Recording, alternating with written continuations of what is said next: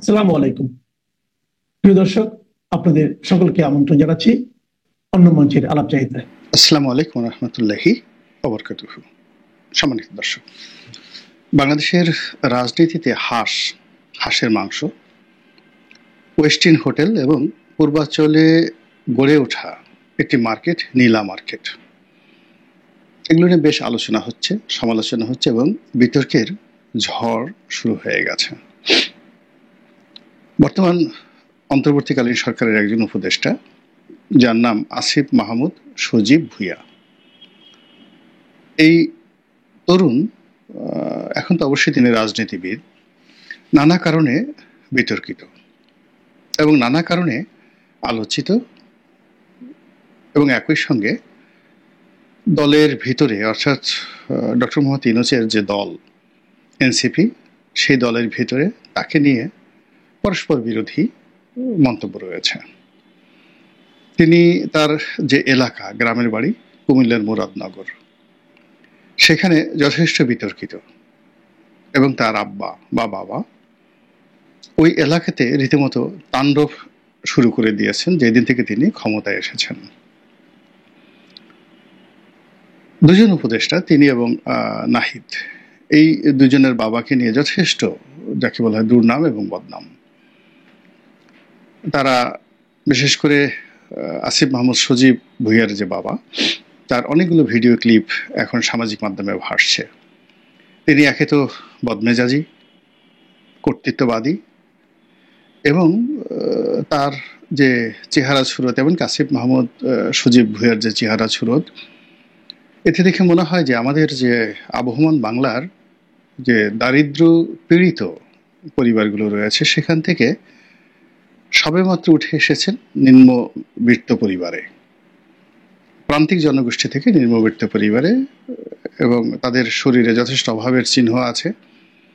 তো এরকম একজন মানুষ, সেটা আসিফ মাহমুদ সজীব ভুঁইয়া হন কিংবা তার বাবা হন, তারা এই সমাজে মেম্বার পর্যন্তই এদেরকে যেতে অনেক কষ্ট করতে হয় গ্রাম বাংলাতে, এবং তারা কখনো মেম্বার হয়েছেন কিনা আমি বলতে পারবো না, কিন্তু এখন তাদের যে আচার আচরণ, মনে হচ্ছে যে বাংলাদেশে ডক্টর মোহাম্মদ ইউনূস নন, মূলত তারাই হর্তাকর্তা। এটা মুরাদনগরের যারা লোকজন, তারা ওভাবে মনে করে। এই যুবক, যা আগে যে মন্ত্রণালয় ছিল স্পোর্টস মিনিস্ট্রিতে, তার বডি ল্যাঙ্গুয়েজ, তার বসার ধরন, প্রকৃতি, তার পোশাক, সবকিছুর মধ্যে একটা ঔদ্ধত্য, একটা বেয়াদবি, এটা স্পষ্ট হয়েছিল। তিনি যেভাবে কথা বলেন, গম্ভীর থাকার চেষ্টা করেন, যেভাবে ভাবসাব দেখানোর চেষ্টা করেন, এটা স্বাভাবিক নয়, অস্বাভাবিক। তবু আমরা তাকে নিয়ে কেউ কথা বলিনি, আমি তো একেবারেই বলিনি, কখনোই বলিনি। কিন্তু দেখা গেল যে বিএনপির যে অন্যতম প্রভাবশালী নেতা এশরাক, যিনি তারেক রহমান সাহেবের দক্ষিণ হস্ত, জিয়া পরিবারের খুবই ঘনিষ্ঠ ব্যক্তি, এবং ঢাকা শহরে ইন অল রেসপেক্ট তারা ক্ষমতাধর, তাদের টাকা আছে, মিডিয়া আছে, মাসেল পাওয়ার আছে, অর্থাৎ ঢাকা শহরে যে কোনো জায়গাতে তারা যদি তাফালিং করতে চায়, তাহলে এটা করার ক্ষেত্রে রাজনীতিবিদদের মধ্যে এখন এশরাক সবচেয়ে বেশি এগিয়ে। তো ঢাকা সিটি কর্পোরেশনের মেয়র পদ নিয়ে মোটামুটি এশরাক এবং আসিফ মাহমুদ সজীব ভুঁইয়া, এই দুজনের দ্বন্দ্ব, সংঘাত, পারস্পরিক যে বিষোদ্গার, এটা টক অফ দ্য কান্ট্রিতে পরিণত হয়েছিল। এবং এখন এই হাঁসের মাংসকে কেন্দ্র করে আবার এই দুইজনের বিরোধ তুঙ্গে। সেই বিষয় নিয়ে আলোচনা করব। তার আগে ঘটনাটা বলে নেই। ঘটনাটা হলো যে ইদানিংকালে এই ঢাকা শহরে গ্যাং রেপ এবং গ্যাং চুরি ডাকাতি এবং গ্যাং চাঁদাবাজি, সিন্ডিকেট করে চাঁদাবাজি, এটা মানে মারাত্মকভাবে বেড়ে গেছে। গ্যাং অর্থ যে একটা দলবদ্ধ 10-12 জন, 3-4 জন, 5-6 জন, তারা একত্রে মিলে এই কুকর্মগুলো করে। এবং সেই কুকর্মের মধ্যে এখন সবচেয়ে ভয়ঙ্কর হলো চাঁদাবাজি এবং মবের মাধ্যমে চাঁদাবাজি। তো সমন্বয়ক নামে বা আন্দোলনকারী, যারা জুলাই আগস্ট বিপ্লবের আন্দোলনকারী, তাদের নামে বা তাদের পরিচয় দিয়ে কয়েকজন যুবক, আওয়ামী লীগের একজন সাবেক মহিলা সংসদ সদস্য, সেটা হলো শাম্মী। এই ভদ্র মহিলার বাসায় গিয়ে তারা 1 কোটি টাকা চাঁদের দাবি করে। প্রথম দফায় যে লেনদেন হয় কিছু টাকা তারা পায়, পরবর্তীতে আবার দ্বিতীয় দফা চাঁদা আনতে যায় এবং চাঁদা আনতে গিয়ে মূলত তারা পুলিশের হাতে ধরা পড়ে। ইতিপূর্বে এরকম ঘটনা বহুবার ঘটেছে বাংলাদেশে, বহু ক্ষেত্রে ঘটেছে। অনেকে পুলিশের সাহায্য চেয়েছে, পুলিশ এরকম পরিস্থিতিতে রিয়্যাক্ট করবে বা এরকম মবকে মোকাবেলা করবে এরকম সৎসাহস দেখায়নি। কিন্তু এইবার প্রথম যে কোনো কারণেই হোক পুলিশ এখানে খুব অ্যাক্টিভ হয়েছে। হতে পারে এটা শাম্মীর সঙ্গে পুলিশের ঊর্ধ্বতন কর্মকর্তাদের ভালো সম্পর্ক, হতে পারে পুলিশ সত্যিকার অর্থেই খুব দায়িত্ববান কর্তব্যবান হয়ে গেছে, অথবা দেখা গেল যে সরকারের মধ্যে একটা প্রভাবশালী গ্রুপ যাদের কানে এটি যাওয়ার ফলে তারা এখানে যাকে বলা হয় তাদের যে শক্তিমত্তা এটা প্রদর্শন করেছে। তো যে অপরাধী তাকে ধরা হয়েছে, সঙ্গে সঙ্গে আরো অনেককে ধরা হয়েছে এবং তারা ভিডিও বার্তাতে যেটা বলে গেছেন যে আসিফ মাহমুদ সজীব ভুঁইয়া এই ঘটনার সাথে জড়িত। এবং যে রাতে এই ঘটনাটা ঘটে সেই রাতে বা তার আগের রাতে এরকম কিছু একটা বক্তব্য যে ওয়েস্টিন অর্থাৎ গুলশানে যে 5 তারকা হোটেল, এই ওয়েস্টিনের এই জায়গাটিতে আসিফ মাহমুদ সজীব ভুঁইয়া ছিলেন এবং তার সঙ্গে ওই চাঁদাবাজের সর্বশেষ কথা হয়েছে। এ কথা নিয়ে আসিফ মাহমুদ সজীব ভুঁইয়া তিনি প্রেসের সামনে বলতে গিয়ে যে বক্তব্য দিয়েছেন সেটা নিয়ে সারা দেশে তোলপাড় শুরু হয়েছে। তার বক্তব্য হলো তিনি রাষ্ট্রীয় কর্মে তার যে সরকারি বাসভবন, সেই সরকারি বাসভবনে সারা রাত কাজ করেন, ভোর রাত্রে পর্যন্ত অবধি কাজ করেন। তখন তিনি ক্ষুধার যন্ত্রণায় একেবারে কাতর হয়ে পড়েন, তাকে খাবার দাবার দেওয়ার মতো আসলে কোনো আয়া বাবুর্চি এগুলো অবশিষ্ট থাকে না, তিনি একা নীরব থাকেন। তো সেই অবস্থাতে তিনি চলে যান মোটরসাইকেল চালিয়ে অথবা ড্রাইভার নিয়ে অথবা দলবল নিয়ে। তার বাসা সরকারি বাসা সম্ভবত এই যে মিন্টু রোড বা হিয়া রোড এই এলাকায়। তো এখান থেকে বহু দূরে তিনি চলে যান নীলা মার্কেটে হাঁসের মাংস দিয়ে নাস্তা করার জন্য, নীলা মার্কেট পূর্বাঞ্চলে। এবং সেখানে যদি দোকান তখন না খুলে অত সকালে, তখন তিনি ওয়েস্টিন হোটেলে চলে আসেন নাস্তা করার জন্য। এই হলো ঘটনা। এখন এটা নিয়ে নেটিজনে সোশ্যাল মিডিয়াতে নানা রকম বিতর্ক করছে যে হিয়া রোড থেকে কেন এত দূরে 4-5 কিলোমিটার বা 6-7 কিলোমিটার দূরে, আরো বেশি 7-8 কিলোমিটার দূরে মোটরসাইকেল চালিয়ে একজন উপদেষ্টাকে হাঁসের মাংস খেতে যেতে হবে কেন? সে তো নাস্তা করার জন্য বেলি রোডে যেতে পারে। এখানে বেশ কয়েকটি যাকে বলা হয় দোকান রয়েছে, একেবারে সারাক্ষণ খোলা থাকে। পুরনো ঢাকাতে অনেকগুলো রেস্টুরেন্ট রয়েছে, সারা রাত খোলা থাকে। আল রাজ্জাক নামক একটা হোটেল আছে, খুবই উন্নত মানের, সেটাও বেশিরভাগ সময় খোলা থাকে। ভোর 4টা-5টার সময় এটি চালু হয়ে যায় বা সারা রাত খোলা থাকে। তো এগুলো বাদ দিয়ে তার মতো একজন মানুষ যে নীলা মার্কেটে মোটরসাইকেল চালিয়ে যান, এটা একটা বিকৃত রুচি, এটা অস্বাভাবিক এবং এটা মানে যাকে বলে কোনো অবস্থাতেই মেনে নেওয়া যায় না, এটা অনেকে বলার চেষ্টা করছেন। আবার তিনি সেখান থেকে চলে আসেন ওয়েস্টিনে।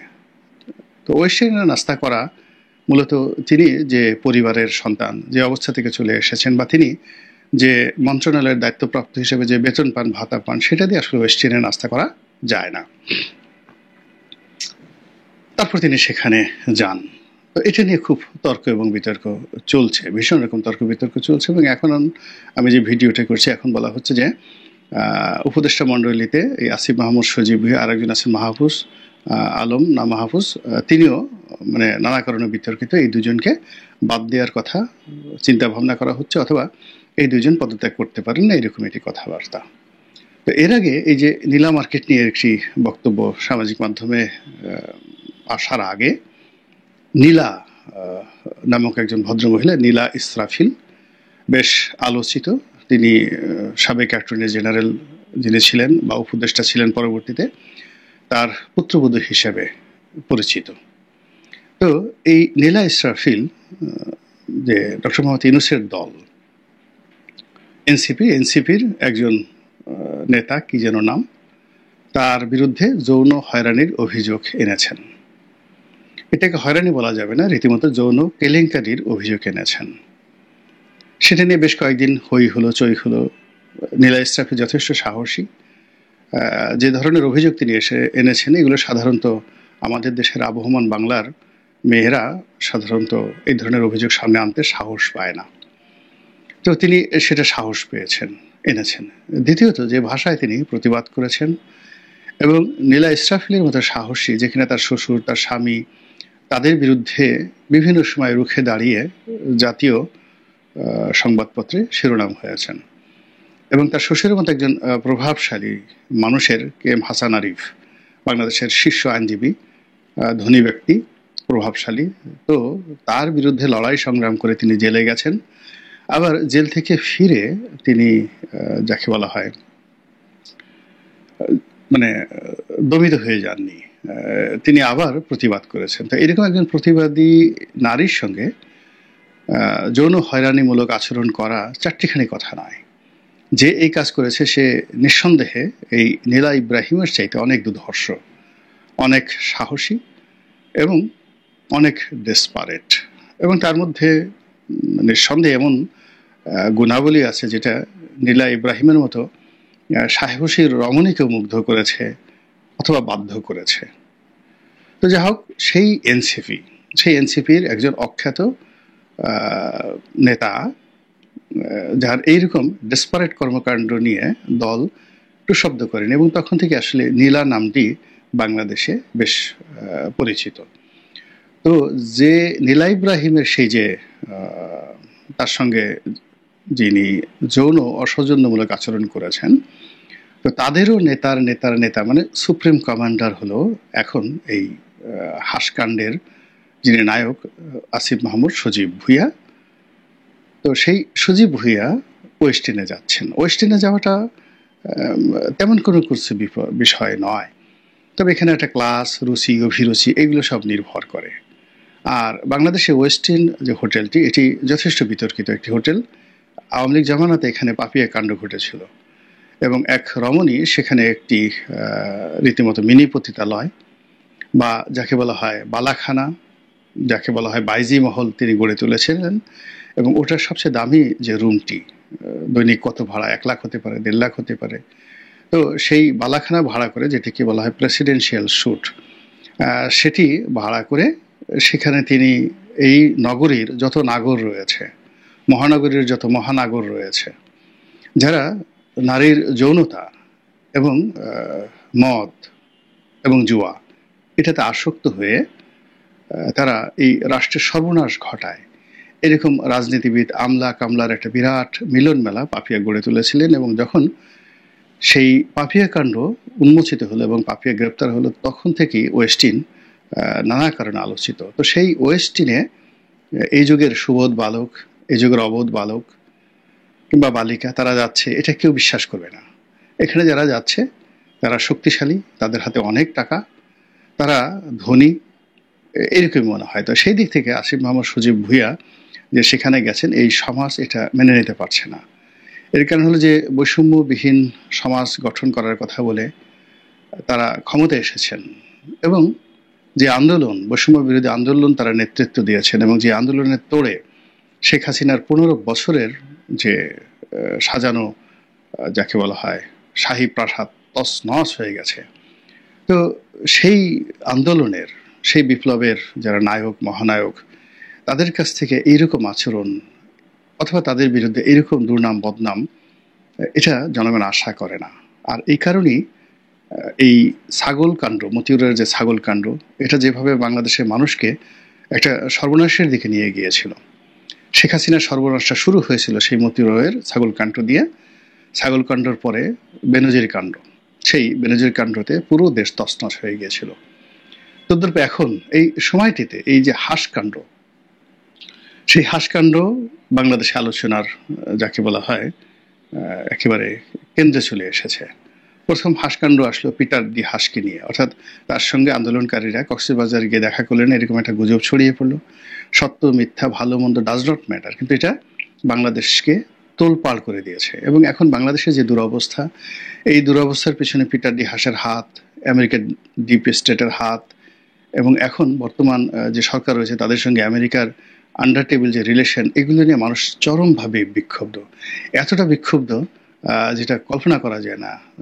শেখ হাসিনার পতনের আগে যেখানে পিটার ডি হাস ছিলেন বাংলাদেশের 1 নম্বর কাঙ্ক্ষিত পুরুষ এবং সব মানুষের চোখের মণি, এখন এই যে বর্তমান সরকারের যারা কর্মকাণ্ড, তাদের ব্যর্থতা এবং তাদের বিরুদ্ধে নানা মুখে সমালোচনার কারণে পিটার ডি হাস এবং আমেরিকা এখন বাংলাদেশে ভারতের চাইতেও নিন্দিত, সমালোচিত এবং বাগে ফেলে বা বাটে ফেলে এই সমস্ত লোকজনকে মানুষ বাটাম দেওয়ার